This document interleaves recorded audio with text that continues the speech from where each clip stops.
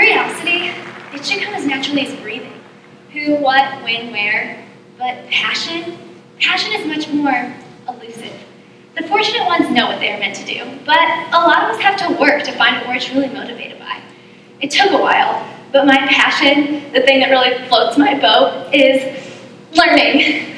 Yes, I know what you're thinking. I'm that student, the one who asks too many questions about the semilunar vowels, or the one who does the extra math problems at the end of the textbook. But wait, I promise, I have a very valid excuse for why I'm like this. My mom's a teacher. Since birth, every day is presented a new lesson to be learned. Now, I never had the privilege of having her as my own teacher, but according to her principals, co-workers, past students, she's one of the best. Having her as my role model growing up not only made me love learning, it gave me a respect for teaching, a respect that's lacking throughout our society. Teaching has transformed this career that is seen as substandard and unimpressive, and that's having detrimental effects on the career as a whole. In reality, teaching is one of the most necessary and influential careers, and it should be treated as such. Right now, my mom works with 6th graders, introducing them to algebra for the first time. You all know what I'm talking about, 2 plus x equals 5. Well, today we're going to solve an equation for ourselves that's a little bit more advanced. Underappreciated teachers plus x equals appreciated teachers. Looking at our lesson plan for today, first, we are going to look at our equation, analyzing our constants closely. Second, we are going to put it in a real-world scenario so that we understand why we're trying to solve this problem. And finally, we're going to use some guess and check to try and find a solution to our problem. Teaching is underappreciated. So, as with any equation, first begin with what you are given. Teaching is often summarized as a quick 4-year degree that lets you get your weekends and summers off. Teachers are seen as advanced babysitters. The kids show up, you read from a book, hand out some homework, and everybody parts ways. Teaching is even thought to be for students of mediocre intelligence, because any intellect above that should be used for something better.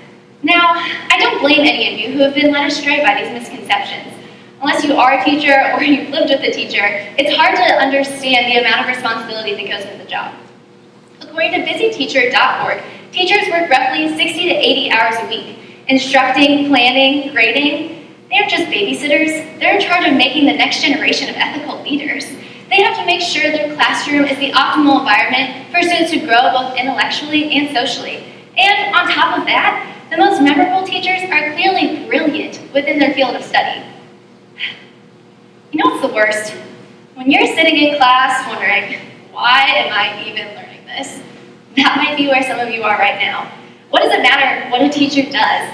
Well, this negative stigma that's surrounding teaching is having detrimental effects and crushing the profession. And eventually, it'll affect each and every one of us. Let me introduce you to the idea known as self-fulfilling prophecy.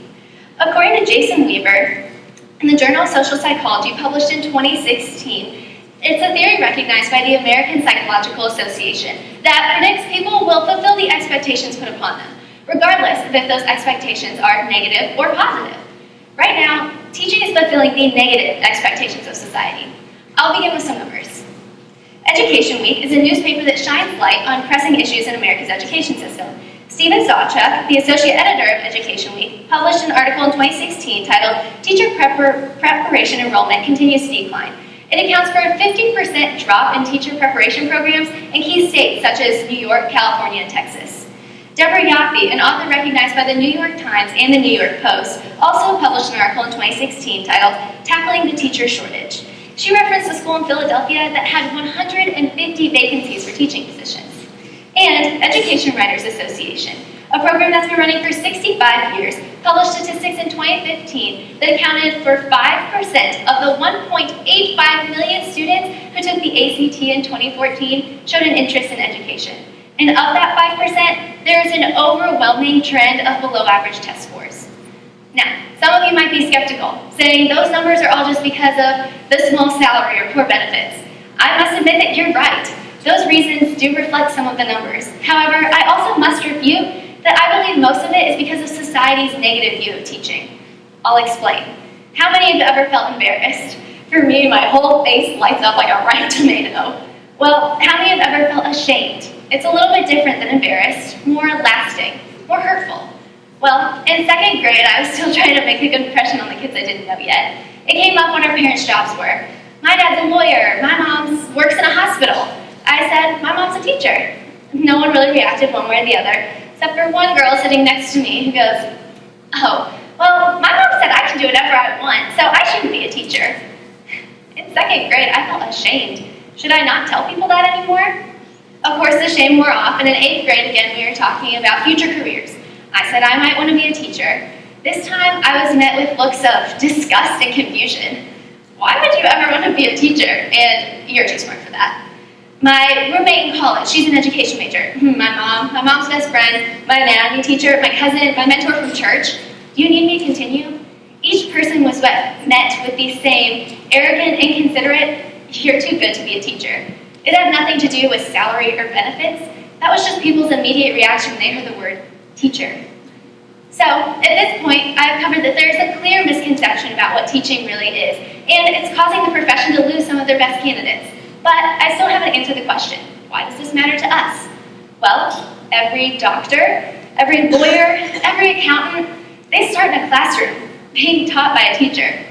The author I referenced earlier, Sawchuck from Education Week, published a separate article reporting that the Department of Education was implementing career tracks into high school curriculums. The government recognizes that school is where students decide what they're going to do, who they're going to be, and it just so happens teachers are there through it all. If we can't change our mind about teaching, we'll continue to see a decline in interest. And if we can't produce exceptional teachers, eventually our education system will suffer, and it's going to spread to other professions. Our nation, it'll stop to advance, and we'll dwindle in comparison to other countries. So, today I'm going to offer 2 solutions to our equation. Underappreciated teachers plus X equals appreciated teachers. The first is to be supportive of potential teachers, and the second is to thank our current teachers and treat them with respect.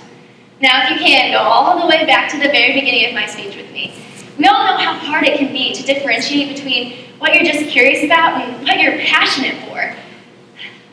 There have been so many students who have been passionate about education but have been deterred from it because of the hurtful things said by people they respect. So, the next time somebody says they want to be a teacher, instead of asking why, we just need to say, congratulations. And instead of saying, you're too smart to be a teacher, let's say, you're so bright. I'd be thrilled for you to be my teacher. If we encourage the best and the brightest to pursue a career in education, it will no longer be a bad thing to become a teacher. Now, our second point, to thank our current teachers and to treat them with respect. I recently had the opportunity to interview Missouri State's own Dr. Meadows. He's been teaching for 23 years, but he's also had the opportunity to teach in Japan for a while. According to him, it's a complete 180 between the United States and Asian countries. Over there, it doesn't matter if you're a kindergarten teacher or a college professor. You are given the utmost respect and gratitude. But if you don't want to take his word for it, there's a survey taken in 2013 titled Global Teacher Status Index. It was widely published, but my source was Education Leadership in 2014. It surveyed 21 countries and found that Chinese teachers by far received the most respect, while the United States was ranked 9th. And both Dr. Meadows and Bonjour Northmeet, a specialist in the effectiveness of education, recognize the correlation between teacher and education status with a country's economic growth. As Dr. Meadows put it, we're being left behind by countries who are truly putting education at their forefront, and with it, their teachers. As much as we like to believe that the United States is superior, other countries are already taking the lead and reaping the benefits from it. So now it's our turn to thank our teachers. We all have that teacher who made every day just a little bit better, or the one who helped you find what you're passionate for. So write a note, stop by for a visit, anything that lets them know how they influenced your life. My mom, she could have done anything. She's intelligent, she's self-motivated, she's personable, but my mom chose to be a teacher. She chose to be sleep-deprived and stressed out and overworked, but my mom chose a career that she loves. So let's be supportive of people who want to love their job, and let's be thankful for the people who are already there. After all, we are all students at Missouri State University. We are not just meant to leave with a fancy piece of paper in 4 years, we're meant to be critical thinkers who can ethically persuade others and change our community for the better. Today we have talked about how to impact the world of teaching. So now it's our turn to take ownership for our community. We have found a solution to our equation. The solution is you. Thank you.